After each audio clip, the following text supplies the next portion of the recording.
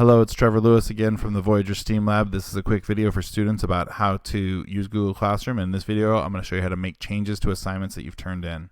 So you can see this assignment is turned in. You can see it says turned in here. It doesn't say graded. You can see that I have the Unsubmit button here. You can see this is an image file. So this file was not created in Google Docs. It's not saved to the cloud. So if I want to change it, what I need to do is I need to make the changes however I made this file on my computer and then unsubmit this file. A lot of my students think that when they save it to their computer, this is automatically updated. It is not. They have to press unsubmit. It'll give you this warning. And I'm going to talk about this, but basically you can add or change attachments, but it says make sure you resubmit. You can see this one also, there was a template math problem given to me and I can make a copy of it because I have deleted it. But what I want to do is take this old file and get rid of it and put up a new file. So I'm going to click the old file, click the X next to it to get rid of it. Now people also get worried about that, but if you have it saved on your computer, you've got a copy. So when I go like this and I choose, I want to add a new file, it's not really a new file, it's just the updated version, but I've saved it on my computer, so I have to select it from my device. So when I choose select from my device, and then I can go into where I have it saved, and if this is the newer version, I can check the date modified to make sure it's actually new, and then upload again, and then I'll have the new file up there. Once I have the new file up there, it is really important to resubmit, but we're going to talk about how to resubmit in the next video. Let me show you another example. So this assignment is a different kind of assignment. It's a Google Doc. So a Google Doc is still saved on the cloud, so it would automatically update. But a lot of times my students, they have submitted their work like this and then they try to make changes to it and they'll click on it like this.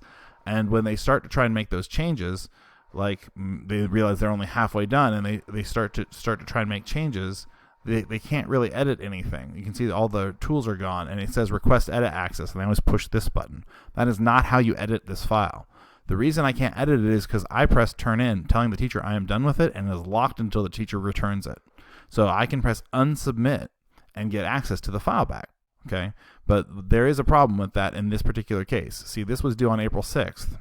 And so I turned it in before April 6th, so it says turned in. It doesn't say turned in late. But if I unsubmit it, and I can change this and then resubmit it, what I'll do is I'll unsubmit it.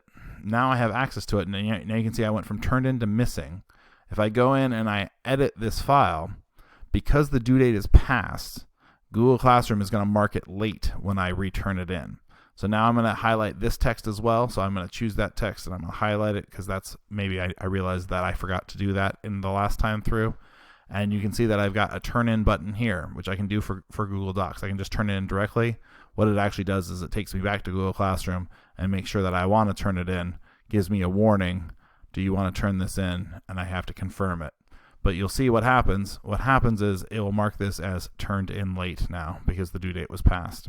So that is how you make changes to a file. Be careful if your teacher is strict about due dates, that you understand that if you make changes to a file after the due date, it will be marked as turned in late. So if you want to learn how to resubmit work, you're going to have to watch my next video.